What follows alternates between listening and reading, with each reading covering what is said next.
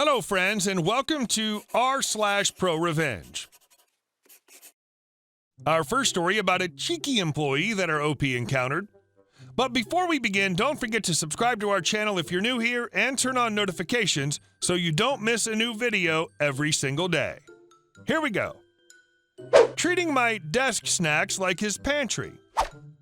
I frequently can't take lunch breaks at work and therefore keep some snacks in my desk, specifically pistachios and peanuts. I also have chewing gum that I keep a pack of on my desk. A few times a day, a select few coworkers will come by and ask if they can have a piece of gum.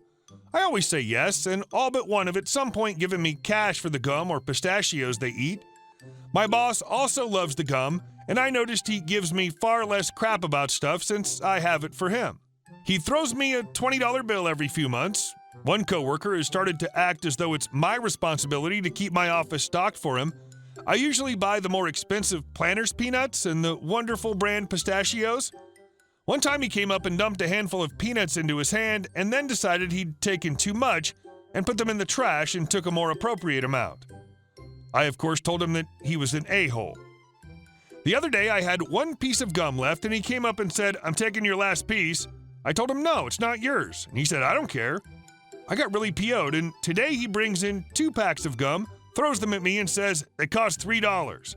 They were wet and cold. I asked why. He said they were in the refrigerator with his lunch and got wet. Later that same day, he came up and said, "Give me some pistachios." I said no, and he waited for an opportunity, went to my desk to take them. I lost it and said, "He wasn't my effing child. I'm not your effing pantry, and buy your own effing food to eat." He then went online and ordered pistachios from Amazon to be sent to him to give to me.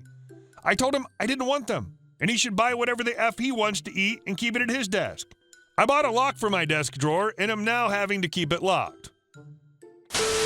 And our next story. Just do your job and shut up. No problem.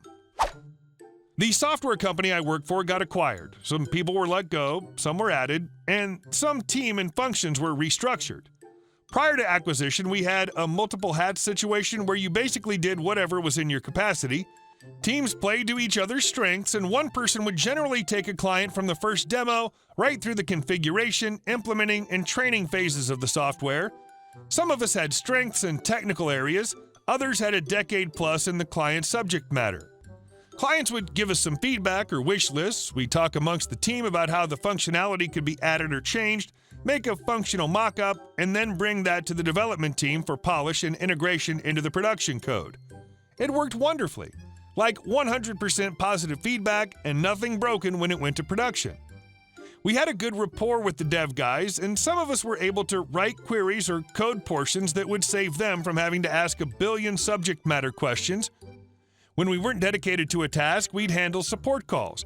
Clients would call up, receptionists learned who to pass things to based on clients and the nature of issues, and resolution was typically instantaneous unless the problem required research. Clients loved that and had the understanding that if we couldn't resolve their problems right away, it was because we needed to look into it. After the acquisition, the parent company reorganized things into a much more rigid, you have one job type of scenario. The trouble was, with the people they let go, I was the singular remaining source of a lot of the capacities we provided. It left me working with the sales, product improvement/concept, product evangelism, implementation, development, data conversion, and support teams. Initially, I didn't mind. Wasn't any different than my previous role. Things started nicely enough when the company CEO genuinely asked, "Would you mind helping Team X with Y project?" And he'd pick up my travel bar tabs and toss me a day off here and there. It was a fair exchange, and he treated me as though I was doing him a favor. But at some point, all these other departments expected, then demanded my time. Instead of people asking when I could help them on a project, I would just find time blocks added to my schedule for various things. A couple of times I was supposed to be chairing these meetings and having things prepared, and no one even bothered to tell me. Around this same time, I noticed a lot of recommendations I made when asking for input were being overturned by people in new roles who had no idea what they were talking about, as in literally had no exposure to the subject matter and had never even seen the software, plus no program/logic or database experience. So my input is demanded, but also ignored. And this was causing more demands on my time when things were broken or didn't meet client expectations. Plus, the new dev team I was working with made every excuse not to act unless someone went and confirmed and fetched everything they needed. The external demands on my time had increased, and I had coincidentally hit a few walls with my actual job. The clients were unresponsive and couldn't get me the data or access I needed to complete tasks. But that didn't stop my boss from demanding documentation and results in documentation about the results. There was no such thing as waiting. It's your duty to call and harass the powerless client until whatever third party involved enables whatever we need. I was real unhappy in a job I'd previously loved. Every day was worse than the last, and then I got my employee review. It was top-notch, and yet I got the same cost of living raise as everyone else. It particularly burned my butt that the sales guys were getting commission on sales that I effing made, and I was just shafted. At the original company, effort above and beyond was well rewarded. I doubled my starting salary in a few years' time for hard work. Now I was miserable, overdrawn, and got nothing for it. I was having daily arguments with my boss, who was completely indifferent to all my commitments and refused to understand that I couldn't compel third-party companies to do my timely bidding to get client data or access. Out of nowhere, I get a call from the head of the data conversions department. He says a few of his people have noticed some high-level solutions to dev or data problems in the Teams chats come out of some random guy from implementation in no time. Then he was talking to a pre-existing client about converting a set of financial data from a legacy system I'd converted some building, code, fire, planning, and police data from, and they asked if they could have me do it specifically because my conversion of their other data was flawless.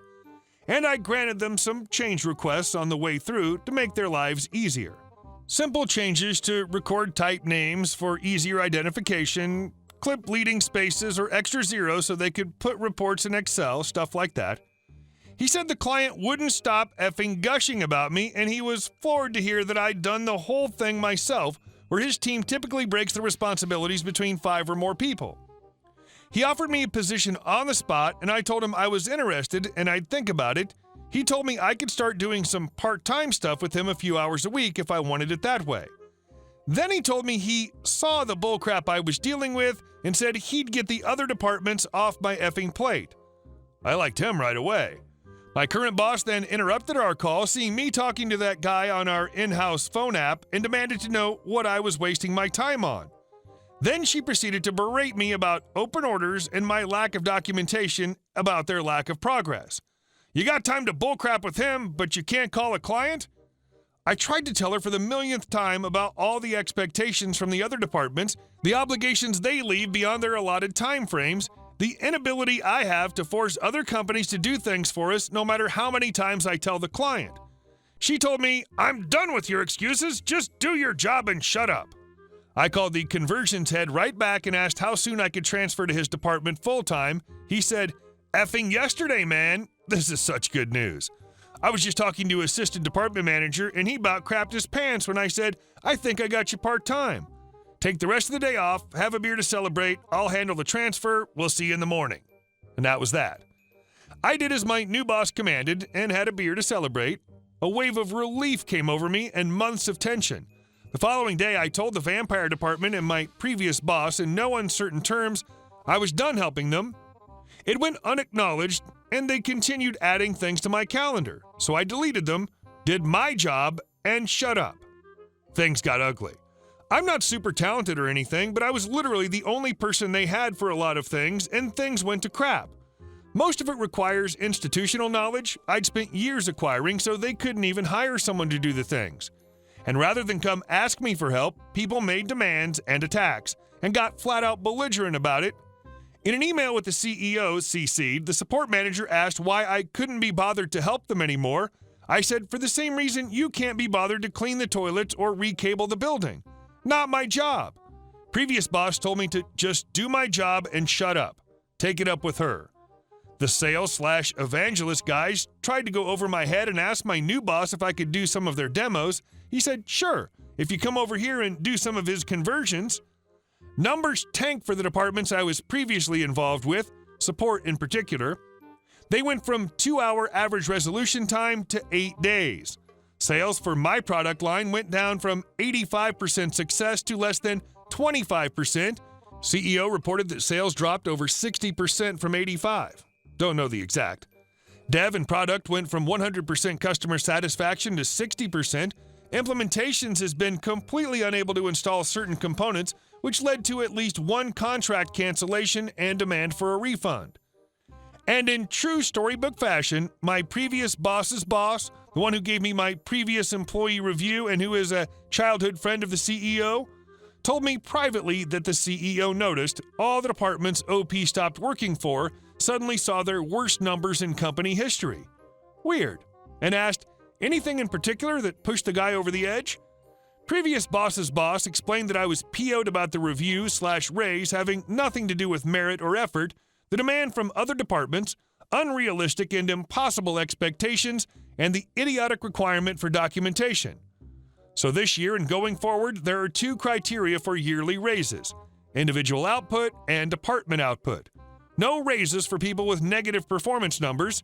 Upon that announcement, some department heads up and quit, and others changed positions internally.